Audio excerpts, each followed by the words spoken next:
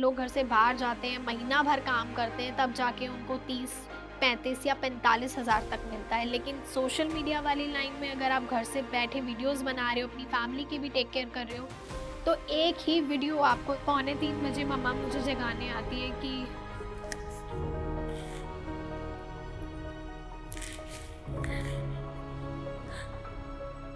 पापा अब नहीं है। जिस दिन पापा एक्सपायर हुए बिल्कुल 24 घंटे बाद मेरे 1 मिलियन पूरे हुए। डेली के एन नंबर ऑफ मैसेजेस और कमेंट्स होते हैं कि प्लीज़ हमें सपोर्ट कर दो, प्लीज़ हमें फॉलो कर लो। आप क्या यूज़ करते हो? किस तरह का एंगल यूज़ करते हो वीडियोज़ में? तो मैं आपको सारे सवालों का सिर्फ़ एक ही जवाब है।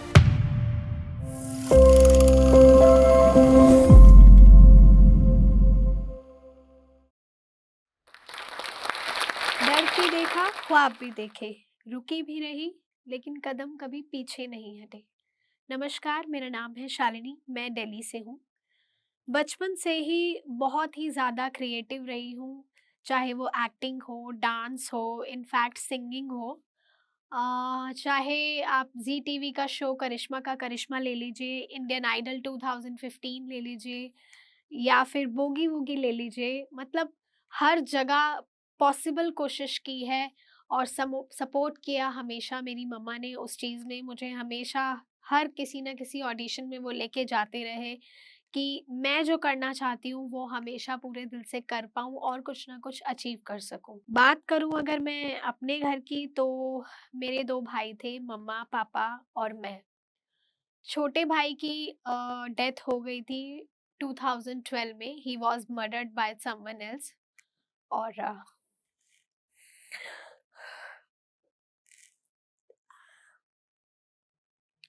उसके बाद बड़े वाले भैया थे।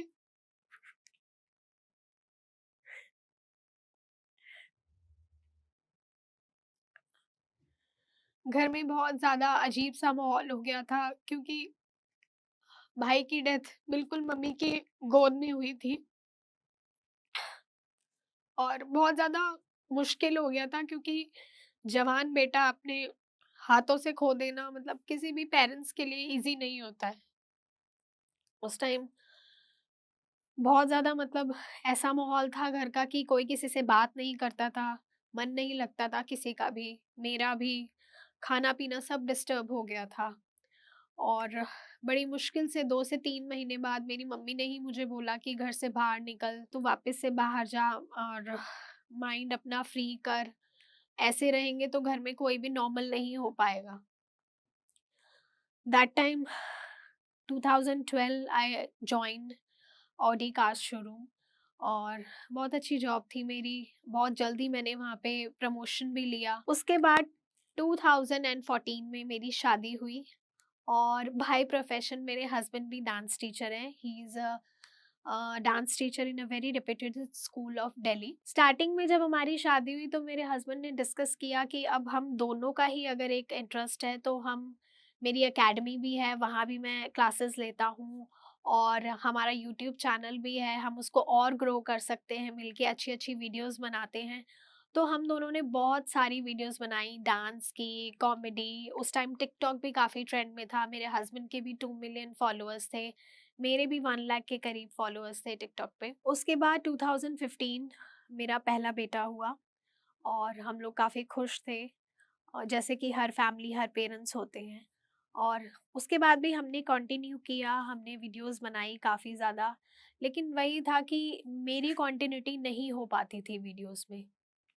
उसके बाद मैंने जॉब भी जॉइन की, मैंने पैरेलली जॉब भी करी है और मैंने वीडियोज़ भी बनाई हैं, जितना भी बेस्ट मेरे से जितना भी मैं अपना 100% दे पाती थी, वो मैं करती थी। उसके बाद 2020 में कोविड आया और वो टाइम सभी के लिए ऐसा था बड़ा ही डिप्रेसिव और हर तरफ ऐसा टेंशन वाला माहौल, हर कोई बीमार था उस टाइम। मेरे जेठ ने बहुत ज़्यादा हमें पुश किया कि हम लोग भी वीडियोस बनाते हैं, तुम भी ट्राई करो, काफ़ी टैलेंटेड हो तो इस टाइम को वेस्ट मत करो, हो सकता है कुछ ना कुछ इसके बाद निकल के आए क्योंकि टाइम हमेशा एक जैसा नहीं रहता, so don't waste your time. तो हमने उसी चीज़ पे काम किया, वीडियोस बनाई, सब कुछ किया। लेकिन बार-बार कोविड नॉर्मल नहीं हो रहा था, लॉकडाउन लग रहा था और उसी टाइम पहली ही वेव से मेरे हस्बैंड की जो जॉब थी, वो छूट गई थी। उसी दौरान मुझे बहुत अजीब-सा लगने लग गया, मुझे डिज़ीनेस होने लग गई, मतलब मैं कुछ भी खाऊँ, मेरा खाने का मन नहीं करता था। उस दिन मुझे पता लगता है क्योंकि मुझे बहुत अजीब भी लग रहा था कि आई कंसीव्ड दैट टाइम। और वो टाइम भी इतना अजीब था बिकॉज़ ये घर पर थे और कोई नॉर्मल नहीं थी सिचुएशंस। जो शोज़ होते थे इनके ग्रुप के, उनकी तरफ से ये लोग जाते थे, वही सब करना बिकॉज़ प्रॉपर जॉब तो अभी रेगुलैरिटी में थी ही नहीं इनकी। उसके बाद जब मेरा सेकंड बेबी हुआ, हमने उसके भी वीडियो शूट किए, मतलब हमारे बेबी की फर्स्ट वीडियो ही 10 करोड़ गई थी यूट्यूब के ऊपर। और हम इतना खुश हुए थे कि वो इतना सा है, उसको पता भी नहीं है कि he is achieving 10 crore views on YouTube. So उसके बाद भी क्योंकि पोस्टमार्टम होता है डिलीवरी का और एंग्जायटी होती है, आप रात-रात भर सो नहीं पाते हो। हस्बैंड मेरे डेली मुझसे लड़ते थे कि तू रेगुलर नहीं है, ये काम को जब तक सीरियस नहीं लेगी, कुछ अचीव नहीं होगा, ऐसे वीडियोज़ बनाने का फ़ायदा ही नहीं है। बट जितना मुझसे हो पाता था उतना मैं कर लेती थी, लेकिन बॉडी के आगे आप रात को जग रहे हो, सुबह वापस से उठ रहे हो, तो नहीं हो पाता था। जब मेरा बेटा छोटा वाला 1.5 साल का हुआ, एक दिन रैंडमली मैं ऐसे सब्जी ही काट रही थी और 2-3 दिन पहले मैं एक वीडियो देख रही थी जो बहुत ज़्यादा मेरी फीड पे आ रही थी एंड आई थॉट कि वो मैं अपने बेटे के साथ शूट करती हूँ। उस टाइम क्या हुआ कि धीरे-धीरे वो वीडियो चली और मतलब बनाने में भी मुझे बड़ा मज़ा आया। मेरे बेटे ने पूरा साथ दिया, मेरा 1.5 साल का बेटा था, एक्सप्रेशन वाइज़ जैसे-जैसे मैं उसको बोल रही थी वो कर रहा था। विदिन 2 डेज़ उस वीडियो के 1 लाख व्यूज़ हो गए। फिर मुझे अंदर से इतना अच्छा लगा कि यार ये इतना बुरा भी नहीं है। और रैंडमली मैंने सोचा, मैंने ट्राई किया मेरे इंडिविजुअल चैनल पे जो मेरे हस्बैंड के साथ नहीं था। मेरे अलग इंस्टाग्राम चैनल पे मैंने वो वीडियो शूट की और इतना अच्छा रिस्पॉन्स उस पे आया। फिर मैंने दोबारा उसी पैटर्न पे वीडियो शूट करी। फिर दोबारा वो वीडियो 2 मिलियन क्रॉस करी और विदिन 10 डेज़ मैं आपको बता नहीं सकती, उसी एक सेम पैटर्न पे कांस्टेंट वीडियो बनाने के बाद 10,000 फॉलोअर्स लेके मेरे अकाउंट की रीच 5 मिलियन थी। With 10,000 followers I got 5 million reach. उस टाइम में मैं इतना खुश हुई, फिर मेरे हस्बैंड ने मुझे बोला था कि ये काम अगर तब से करती आती हुई होती, तो अभी तक और ज़्यादा जो हमारा बार है वो रेज़ हो चुका होता। उस दिन मैंने समझा कि हाँ, अगर आप कांस्टेंट होके वीडियोज़ बनाते हो, किसी भी काम में जब तक आप कांस्टेंट नहीं होंगे तो उसका आपको उतना रिज़ल्ट नहीं मिलता है, जो आपको मिलना चाहिए। और तब मैंने समझा कि हाँ, वीडियोज़ बनाने की जो सीरियसनेस है वो क्या होती है। अगर आप इस कांस्टेंट रहते हो तो घर में रहते हुए, अपने बच्चों को सँभालते हुए फ़ेम भी ले रहे हो, नेम भी ले रहे हो और अर्न भी कर रहे हो। तो उसके बाद से और ये आज का दिन है कि मैंने वीडियोज़ बनाना बिल्कुल भी बंद नहीं किया है, वो डे बाय डे ग्रो होता गया। वीडियो क्वालिटी की बात कर लो या एक्सप्रेशन की बात कर लो या आइडियाज़ की बात कर लो, कंटेंट की बात कर लो। अब मैं जहाँ भी जाती हूँ, वहाँ हर जगह मैं सिर्फ़ कंटेंट ढूँढती हूँ और ये हुआ है रेगुलर वीडियोज़ बनाने के बाद। बहुत सारे लोगों का मानना है, स्पेशली जो आपके हेटर्स और ट्रोलर्स हैं, उनका ये मानना है कि कंटेंट क्रिएशन या औरतों का वीडियोज़ बनाना बहुत ही बेकार, घटिया, मतलब मैं वर्ड्स ले भी नहीं सकती, किस तरह के वर्ड्स लोग आपको डीएम्स में, रील्स में कमेंट करते हैं। लेकिन अगर आप अपने परिवार की, अपने हस्बैंड की सहमति से मर्यादा में रहकर अगर आप वीडियोज़ बना रहे हो और आपको पता है कि वो गलत नहीं है, तो लोगों का काम है सिर्फ़ बोलना, जिस पर आपको ध्यान नहीं देना है।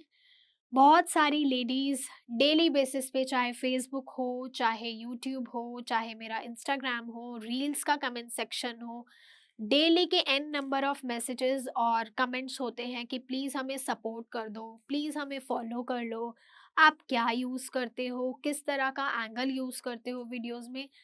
तो मैं आपको सारे सवालों का सिर्फ़ एक ही जवाब है। पहली चीज़, आप मुझे सपोर्ट कर दो। सबसे बड़े सपोर्टर आप अपने खुद हो, स्पेशली सोशल मीडिया की दुनिया में आपको कोई सपोर्ट नहीं करेगा, आप अपने सपोर्टर सबसे बड़े सिर्फ खुद हो। जब तक आपकी खुद की मेहनत की वीडियो अपने आप नॉन फॉलोअर्स तक नहीं जाएगी, ऐसी ऑडियंस जो आपको फॉलो नहीं करती, तब तक आप वायरल नहीं होगे। वायरल होने का दूसरा ट्रिक ये है कि आप जैसे 3 टाइम रोटी खाते हो, उसी तरह आपको तीनों टाइम बिना किसी गैप के वीडियोज़ डालनी है, और वो दिन आता है, जब तक आपकी फेस वैल्यू नहीं बनती, आप वायरल नहीं हो सकते हो। कुछ लोग सोचते हैं 2 वीडियो डाल दी, व्यूज़ नहीं आए, 5 दिन से वीडियोज़ डाल रहा हूँ, व्यूज़ नहीं आए, ऐसे भी कर लिया, वैसे भी कर लिया। आपको नहीं पता कि आपकी कौन-सी वीडियो कब क्लिक करेगी। आप अपना वीडियो क्वालिटी बेटर रखो, अपने एक्सप्रेशन पे काम करो, लिप सिंक कर रहे हो तो लिप सिंक प्रैक्टिस करो कि वो बिल्कुल सेम लगे कि जैसा कोई और नहीं, आप खुद ही बोल रहे हो। तो ये सारी चीज़ें अगर आप ये सब करोगे, तो डेफ़िनेटली मैंने भी यही किया है। मैंने आज तक by the grace of God ना ही किसी वीडियो को कभी बूस्ट किया, ना ही किसी तरह के व्यूज़ एंड लाइक्स परचेज़ किए। जो भी है बिल्कुल रॉ है कि 2100 फॉलोअर्स से लेके सितंबर 2023 2100 फॉलोअर्स से मैंने शुरू किया था अपने खुद के अकाउंट पे, और आज मैं 1.1 मिलियंस फॉलोअर्स के साथ खड़ी हूँ, सिर्फ़ पौने 2 साल के अंदर। और सब्र इतना है इसी चीज़ का है कि मैंने कभी भी किसी के आगे रिक्वेस्ट नहीं की, किसी से सपोर्ट नहीं लिया, कुछ भी बाय करके मैं यहाँ तक नहीं आई हूँ। इस चीज़ का सबसे बड़ा शुक्र है मेरी ऑडियंस का, भगवान का, मेरे हस्बैंड का, मेरी फैमिली का, जिन्होंने कांस्टेंट सपोर्ट दिया है मुझे यहाँ तक। बहुत सारे ऐसे भी मैसेजेस आते हैं, क्या आपको अर्निंग होती है? होती है तो कितनी होती है? सोशल मीडिया की जो लाइन है, इसमें सिंपल सा फंडा ये है कि आप जितना ज़्यादा अपना बेस्ट देते हो, जितना ज़्यादा आप क्रिएटिव रहते हो, उतने ज़्यादा चांसेस होते हैं आपकी अच्छी अर्निंग के, जो कि मुझे भी हुई है। मेरी मैक्सिमम अर्निंग 1 महीने की 1 लाख से 1.5 लाख तक की भी हुई है। सो यू नेवर नो, जितना ज़्यादा आप वीडियोज़ बनाओगे, जितना क्रिएटिव होके वीडियोज़ बनाओगे, उतने ज़्यादा चांसेस रहते हैं कि आपको एक अच्छी अर्निंग हो सकती है। आपको घर से बाहर नहीं जाना है, लोग घर से बाहर जाते हैं, महीना भर काम करते हैं, तब जाके उनको 30, 35 या 45 हज़ार तक मिलता है। लेकिन सोशल मीडिया वाली लाइन में अगर आप घर से बैठे वीडियोज़ बना रहे हो, अपनी फैमिली की भी टेक केयर कर रहे हो, तो एक ही वीडियो आपको इतना अर्न करके दे सकती है।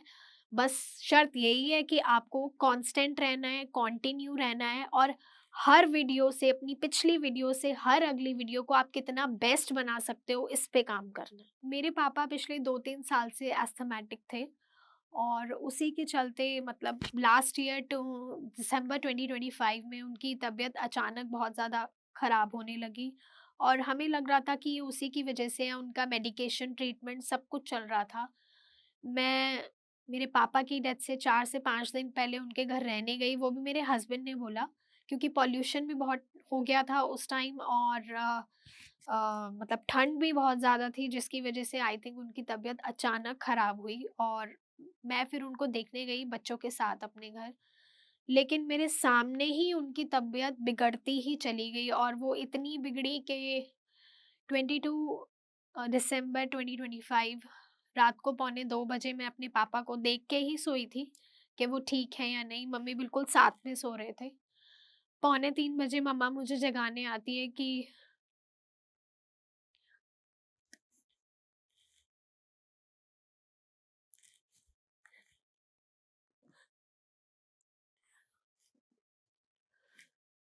कि पापा अब नहीं है। वो टाइम इतना ज़्यादा टफ था। जिस दिन पापा एक्सपायर हुए, बिल्कुल 24 घंटे बाद मेरे 1 मिलियन पूरे हुए। रात को 10 बजे मेरे हस्बैंड मुझे फ़ोन करते, कांग्रेचुलेशंस, 1 मिलियन हो गए। उस टाइम आई वाज़ ब्लैंक कि मुझे कैसे रिएक्ट करना है। ना मैं खुश हो पा रही थी, मतलब वर्ड्स ही नहीं थे मेरे पास उस टाइम। जिनको दिखाना था, जिनको बुलाना था, वही नहीं थे साथ में। रही बात जर्नी की, वो कंटिन्यू है, आप सब देख ही रहे हो। आप सबकी बदौलत, ऑडियंस की बदौलत, फैमिली की सपोर्ट की बदौलत, और स्पेशली हस्बैंड की वजह से मैं इस मंच पे खड़ी हूँ, जिस मंच के लिए आई थिंक हर एक क्रिएटर शायद उसका ड्रीम होता है कि वो यहाँ आए और अपने दिल की बात, अपनी जर्नी आप लोगों के साथ शेयर करें। So thank you so much Josh Talk, my audience, my family and specially my husband, जिन्होंने यहाँ तक